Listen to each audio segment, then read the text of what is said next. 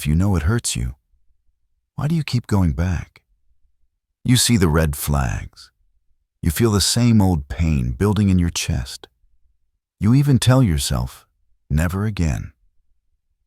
Yet somehow, you always find yourself standing in the same place, facing the same kind of person, repeating the same story. You already know the ending, but you play it again anyway. It's not because you want to suffer. It's because suffering feels safe. You tell yourself that you're chasing peace, but what you're really chasing is familiarity. Because comfort doesn't come from what feels good. It comes from what feels known. If pain has been your companion for too long, peace feels like a stranger. Silence feels suspicious. Calm feels empty.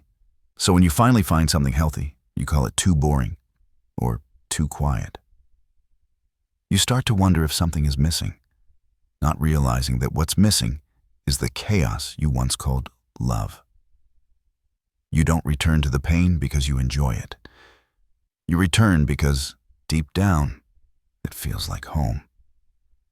For years, you've built your emotional world around struggle, around earning love, around proving your worth. So now when love doesn't hurt, you don't know how to trust it. When things are peaceful, you start waiting for something to go wrong. You sabotage what's safe because safety feels unfamiliar. You find comfort in what once broke you because your mind doesn't know any other language. This is the paradox of pain. It destroys you, yet you cling to it. You know it's poison, but it's the only thing that feels real. Pain becomes proof that you're alive. It gives you something to fight against, something to fix, something to feel. Because when you've been numb for too long, even suffering feels like movement. You confuse intensity with intimacy, chaos with passion, heartbreak with depth. You think pain means love, because pain is all you've ever known in love. And so, you keep returning, not because you're weak, but because you're wired that way. You've mistaken suffering for connection. You've mistaken struggle for strength. You've mistaken chaos for care. The truth is, you're not addicted to the person who hurts you. You're addicted to the story, the pattern, the emotional rhythm that makes you feel alive, even when it's killing you slowly. But deep down, there's a part of you that's tired. Tired of circling the same pain, tired of confusing wounds for warmth. That part of you already knows. This isn't comfort. It's captivity. You don't have to keep returning to what hurts you just because it feels familiar. What's familiar isn't always home. Sometimes it's just the cage you forgot you could walk out of. Your mind doesn't chase happiness. It chases what it knows, what it recognizes, what it has learned to survive. That's why you often feel drawn to situations that look like your past, even when that past was full of pain. It's not self-destruction. It's muscle memory, emotional conditioning. When your nervous system has spent years in survival mode, peace feels unnatural. Calm feels like danger. Your brain whispers, something's wrong. It's too quiet. If you grew up around chaos, your mind learned that love and anxiety belong together. That attention only comes after pain. That care is something you have to earn by being good, useful, or obedient. Maybe love was inconsistent. Warm one moment, cold the next. Maybe you had to guess how people felt, walking on eggshells, trying not to trigger their anger or disappointment. That kind of environment trains your body to equate unpredictability with safety, because that's the world it knows how to handle. So as an adult, when someone treats you with calm respect, you don't feel comforted. You feel bored. You feel disconnected. You start wondering, why doesn't this feel right? Why does peace make me restless? You mistake the absence of chaos for emptiness, because your system has been wired to function in tension. You crave what hurts you, not because it's enjoyable, but because it feels familiar. This is why you might keep attracting emotionally unavailable people, or why you find yourself staying in toxic environments long after you know you should leave. Part of you is still looking for a familiar rhythm. The push and pull, the fear and relief, the pain followed by crumbs of affection. It's a cycle that mirrors your earliest emotional blueprint, and breaking it feels like breaking a part of yourself. Pain becomes comforting because it's predictable. You know how it begins, how it feels, and how it ends. It's almost safe in its repetition. It doesn't surprise you. You know how to brace for it, how to numb yourself, how to endure.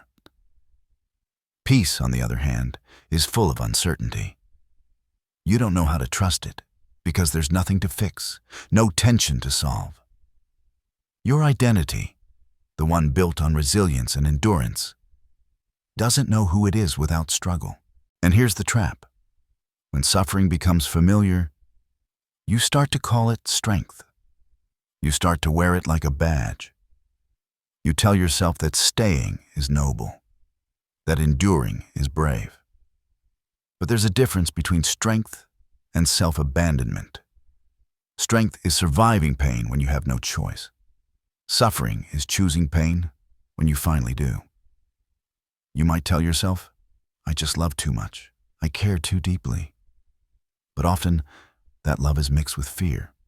Fear of the unknown, fear of being alone, fear of not knowing how to live without the emotional noise. The chaos distracts you from the silence within. Because silence brings you face to face with the truth, that you've mistaken struggle for purpose. Somewhere along the line, you learned that love has to hurt to be real. That happiness comes only after sacrifice.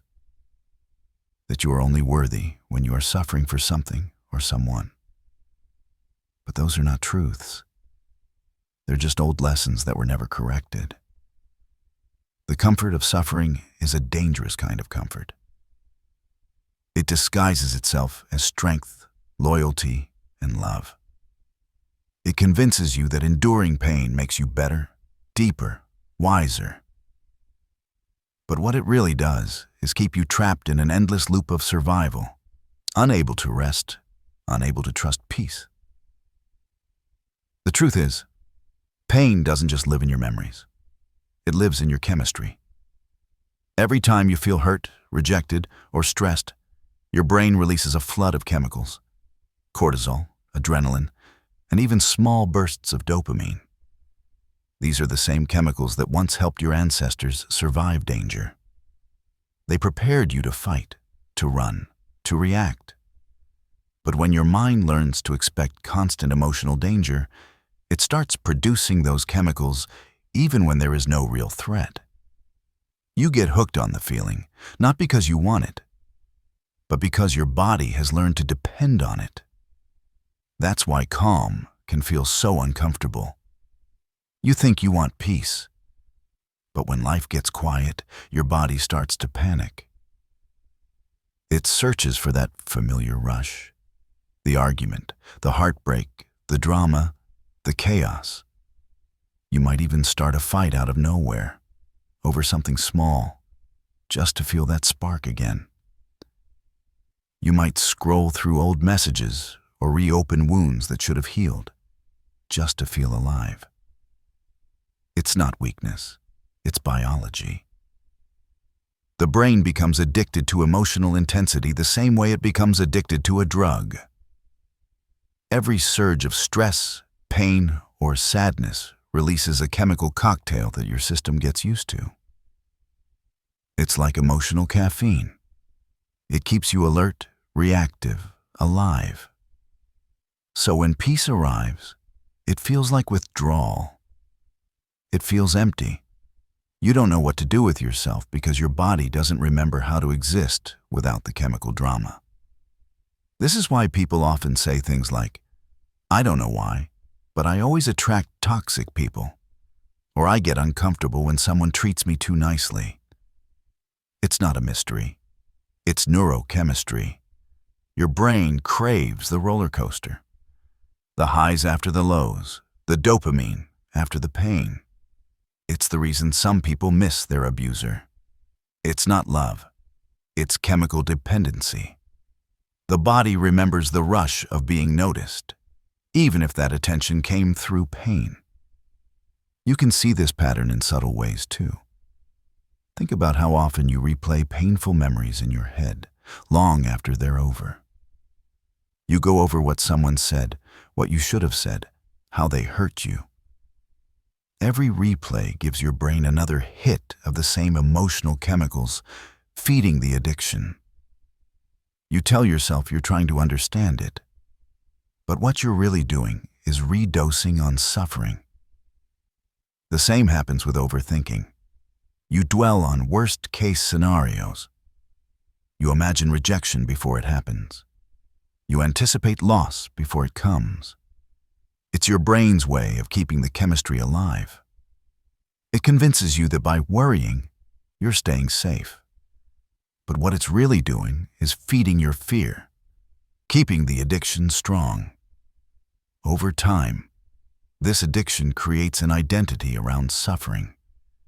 You start to believe that chaos is part of who you are, that you're just a dramatic person, or that life will always be hard for you. But it's not destiny, it's conditioning. Your brain has simply built pathways that lead straight back to negativity because they've been traveled too many times. The good news is that the brain can change. It can rewire itself.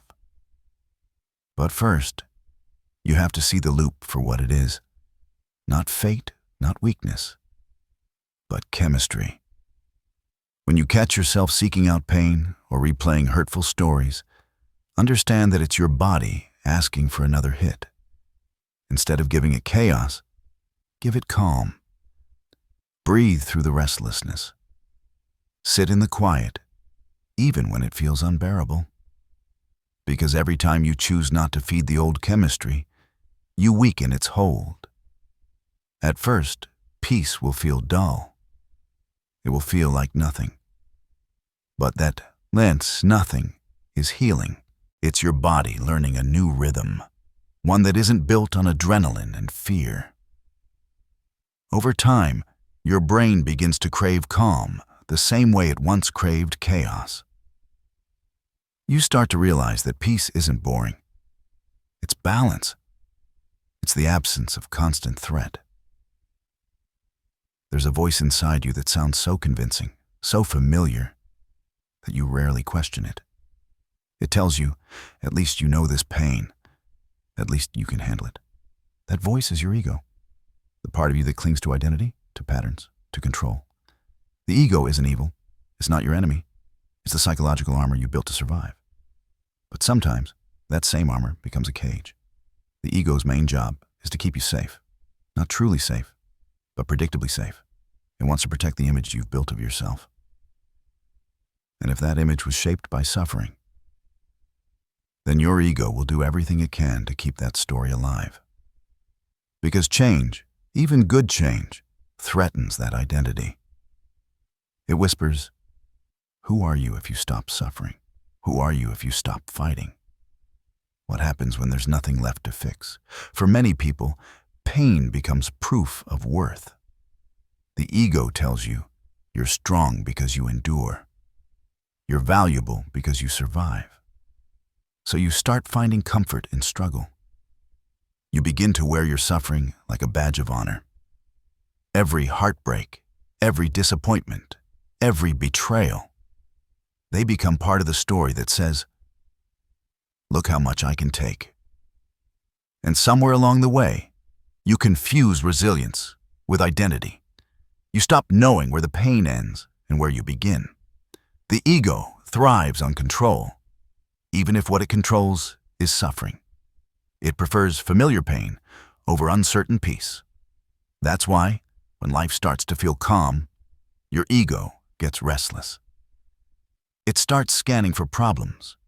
It reminds you of old mistakes, warns you about possible dangers, and makes you doubt the good things that come your way. It tells you, don't relax. Don't trust it. Something's going to go wrong. The ego is terrified of surrender because surrender means letting go of the story it built to protect you. And this is where so many people stay stuck, caught between the desire for peace and the fear of losing themselves in it. You want to heal, but healing feels like disappearing. You want to grow, but growth means letting go of the version of you who always survived. The ego clings to that version because it's the only one it knows. It says, if I let go of my pain, what's left of me? That's why you might feel uncomfortable when life becomes easy, when love feels steady, when work feels simple. You might even sabotage it, unconsciously creating new drama just to return to the identity that feels safe. You tell yourself that peace can't last, and without realizing it, you make that belief true. Because if the ego can't predict life, it tries to control it, even through destruction. But there's a painful truth the ego doesn't want you to see. Your suffering doesn't make you special. It doesn't make you more real, more worthy, or more deserving of love. It only makes you tired. The strength you're so proud of, the one built on constant survival, isn't the only kind of strength. There's another kind, quieter and softer, that doesn't need to fight every battle. The ego calls it weakness, but the soul calls it peace. When you begin to challenge the ego, it will resist. It will try to pull you back into familiar pain. It will say, you're changing too fast. You're becoming someone you don't even know. But that's exactly the point. Healing is not about becoming who you used to be. It's about becoming who you were meant to be before the pain taught you to shrink. To move forward, you have to let the ego's stories die a little. You have to accept that you are not your suffering. You are not your mistakes. You are not the person you had to become just to survive. You are the awareness underneath all that. The quiet observer who has watched yourself endure and is now ready to rest. The ego will try to convince you that letting go of your pain means losing your power. But the truth is the opposite. Letting go is the greatest power of all. Because it means you no longer need to define yourself by wounds. You can build a new story, one where peace doesn't threaten you, but heals you. One where strength isn't about how much pain you can take, but how gently you can live. You cannot heal what you continue to call home. Breaking the addiction to suffering doesn't happen overnight. It's not a single decision. It's a long, uncomfortable unlearning. A process of teaching your mind and body that peace is not danger, that calm does not mean emptiness, and that safety can exist without struggle. It begins not with blame, but with awareness. The first step is awareness. You cannot change a pattern that hides in the dark. You have to see it clearly, not to hate yourself for it, but to understand it. Watch the moments when your mind starts craving chaos again. Notice the pull toward drama, the urge to fix broken people, the discomfort you feel when things are too quiet. Instead of shaming yourself for it, observe it gently. Awareness turns reaction into reflection. When you catch the pattern in real time, you weaken its control. The second step is acceptance. This part is painful. You have to admit that part of you still clings to the suffering because it feels safe. You have to face the truth that your identity has been built around pain, around being the one who always endures, the one who always fights, the one who always survives. But you can't heal a wound by pretending it doesn't exist. Acceptance doesn't mean approval. It means saying, yes, this is where I am, but it's not where I'll stay. Then comes the work of emotional detox. When your body has been running on stress hormones for years, peace can feel like withdrawal. You'll feel restless. You'll want to create a problem just to feel something familiar. But you have to resist the urge to feed the old addiction. Instead, learn to sit with the discomfort of calm. Breathe into it. Let your nervous system adjust to the new rhythm. This is where most people give up. Because healing doesn't feel like joy at first. It feels like nothing. But that nothing is your body relearning safety. The next step is reparenting yourself. You have to teach your inner child that love doesn't have to hurt to be real, that you don't have to earn rest or affection, that peace isn't punishment. It's what you've always deserved. Speak to yourself the way you wish someone had spoken to you when you were young. Be patient when you fall back into old patterns. Be gentle when you catch yourself craving chaos again. You're not failing. You're just reprogramming years of conditioning. Build new emotional habits. Start with small, quiet choices. When something peaceful makes you uncomfortable, stay with it. When you want to pick a fight, choose silence. When you feel the urge to chase validation, pause and give it to yourself instead. Healing doesn't happen in one big transformation. It happens in 1,000 small moments where you decide to respond differently. Each choice rewires your brain a little more, teaching it that peace is not a threat, but a possibility. You also need boundaries, both with yourself and with others. Breaking the addiction to suffering means refusing to re-enter situations that keep you trapped in old pain. You cannot heal in the same environment that keeps reopening your wounds. Sometimes that means saying no to people you still love. Sometimes it means walking away without closure. Boundaries are not walls. They're reminders to your soul that you're no longer available for pain disguised as love. And then comes connection. Healing in isolation is possible, but it's harder. Pain taught you to hide. Peace will teach you to reach out. Surround yourself with people who make you feel safe without conditions. People who don't need you to suffer to love you. Talk about what you're learning. Be honest about how strange it feels to rest. When you connect with others on this path, you retrain your nervous system to trust that safety can exist between people too. You'll have moments when you slip, when the old patterns return, when you find yourself drawn back to the chaos you swore you'd leave behind. Don't turn that into shame. That's just the brain remembering an old rhythm. Gently guide it back. Each time you return to peace, you make that return a little easier. Healing isn't a straight line. It's a spiral. You'll revisit old lessons, but each time from a higher place of awareness. And finally, learn to celebrate peace. Many people think peace is the end of feeling, but it's the opposite. Peace allows you to feel without drowning, to love without losing yourself, to live without needing pain as proof of depth. The more you celebrate those quiet, drama-free moments, the more your brain starts associating them with safety and satisfaction. You begin to crave calm instead of chaos. You start to seek joy without guilt. Breaking the addiction to suffering is not about avoiding pain forever. Pain will always be a part of life, but it no longer has to define your life. You can feel it, learn from it, and let it pass. You can stop needing it to remind you that you're alive.